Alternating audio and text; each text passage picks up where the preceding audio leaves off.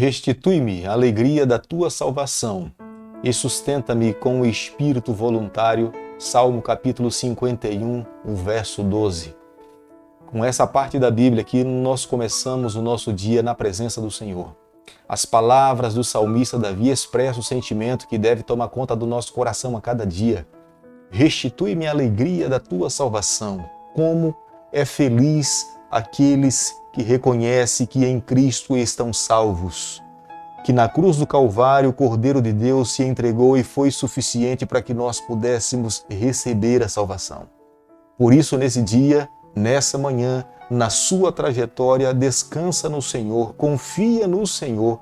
Se houver uma necessidade que Ele venha restituir essa alegria na tua vida, clama por Ele, pede a Ele. Ele estará sempre disponível para nos conceder a certeza da salvação em Jesus Cristo. Quero convidá-lo nessa manhã a ter nas mãos a palavra de Deus no livro de Levíticos, capítulo 13, o verso 3. O sacerdote lhe examinará a praga na pele. Se o pelo na praga se tornou branco e a praga parecer mais profunda do que a pele da sua carne, é praga de lepra. E o sacerdote o examinará e o declarará imundo. Nós sabemos que o nosso Deus é Criador dos céus e da terra. Ele é soberano. Sobre Ele está o domínio de todas as nações. Nós sabemos que não há uma enfermidade, não há nada que exista sobre a face dessa terra que Ele não possa resolver, que Ele não possa fazer. Tudo que existe sobre a face dessa terra veio a existir através da palavra do nosso Deus.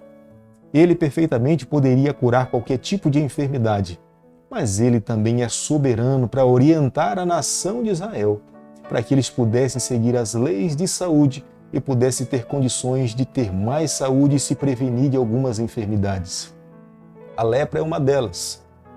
Nos nossos dias, tecnicamente, nós a conhecemos como sendo hanseníase, mas naquele período se denominava e se conhecia como sendo uma lepra.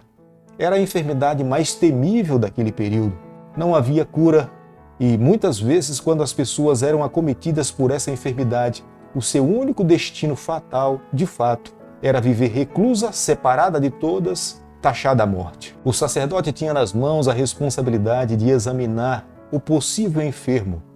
E aqui a palavra de Deus no livro de Levíticos, capítulo 13, o verso 3, quando os pelos da pele se tornavam mais brancos e quando na parte da pele estava mais profunda do que o normal, geralmente se era caracterizado como sendo um leproso.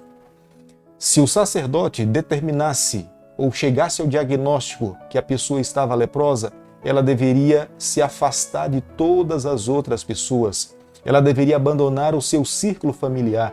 Ela poderia até entrar numa sinagoga, mas ela seria a primeira a entrar e a última a sair. Ela não teria contato com ninguém. Antes que o diagnóstico pudesse ser declarado, cada caso exigia um cuidado especial para chegar ao diagnóstico. Uma pessoa que era descoberto que ela não tinha enfermidade, ela poderia voltar naturalmente para sua família e viver a sua vida normal.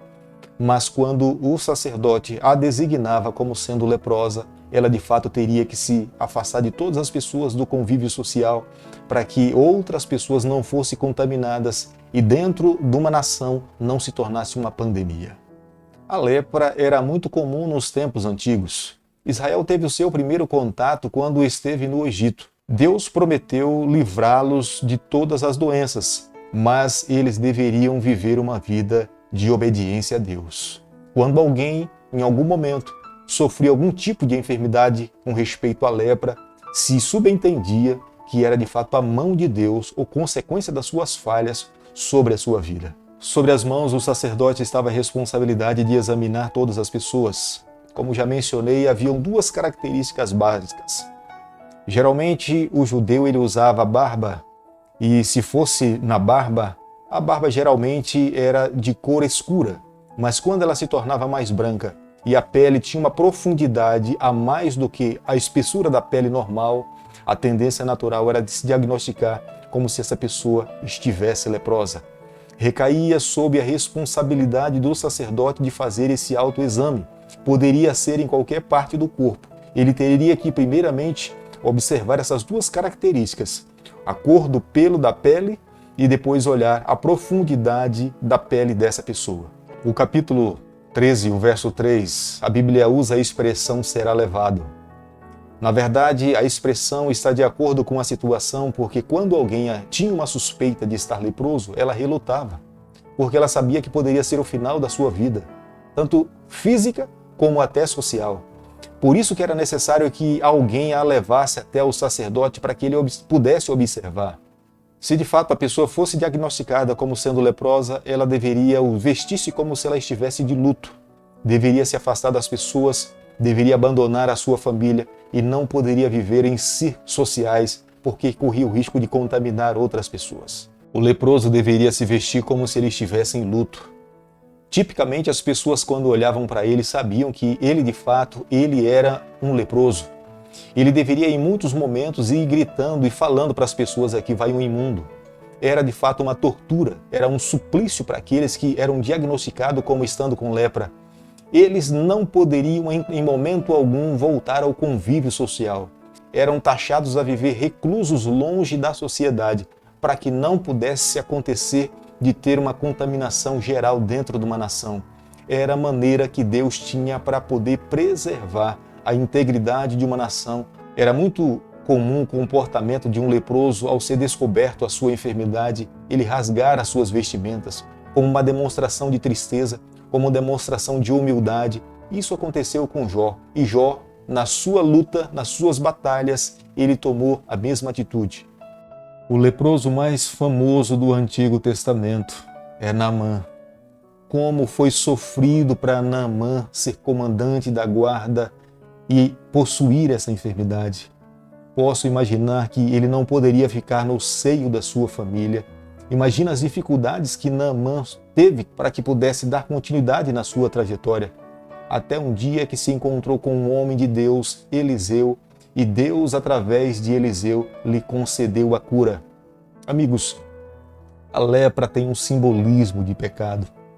O pecado amargura a vida de todo ser humano, mas nós sabemos que em Jesus Cristo nós encontramos a cura. O sacerdote tinha a responsabilidade de detectar, de dar o diagnóstico, mas nós temos um sumo sacerdote que ele, além de nos dar o diagnóstico, ele também nos traz a cura. Somente Jesus Cristo pode fazer a transformação e a mudança completa do nosso coração. Somente Jesus Cristo pode erradicar do nosso coração completamente o pecado. Somente Jesus Cristo é o nosso mediador entre Deus e os homens. Somente através de Jesus Cristo é que nós podemos um dia herdar a vida eterna. Jesus Cristo conquistou esse mérito através da sua morte na cruz do Calvário. E em Jesus Cristo, todos aqueles que se aproximam do Senhor terão o direito de viver eternamente. Por isso que nessa manhã, eu e você, o que nós temos que fazer nesse momento é procurarmos a Jesus, é nos colocarmos nos seus braços, é deixarmos que Ele cure as nossas chagas, que Ele molde o nosso coração. Se nós permitirmos que Ele fizer isso, tenha certeza que Ele irá transformar a nossa vida por completo. As suas palavras são muito claras na palavra de Deus. Vinde a mim todos que estáis cansados, sobrecarregados, e eu vos aliviarei. Se nessa manhã você se sente cansado, oprimido, busque ao Senhor e tenha certeza que Ele vai te trazer a cura. Querido Pai, nas Tuas mãos nessa manhã nós nos colocamos. Nós confessamos as nossas falhas, nós reconhecemos as nossas fraquezas, mas nas Tuas mãos nessa manhã nós nos colocamos por completo. Fica conosco no decorrer desse dia, é o nosso pedido e a nossa oração, e nós fazemos em nome de Jesus. Que o Senhor te abençoe e te guarde, que Ele faça resplandecer o seu rosto sobre você, que Ele tenha misericórdia de você, que sobre você, nessa manhã, Ele levante o seu rosto e conceda a sua paz em nome de Jesus.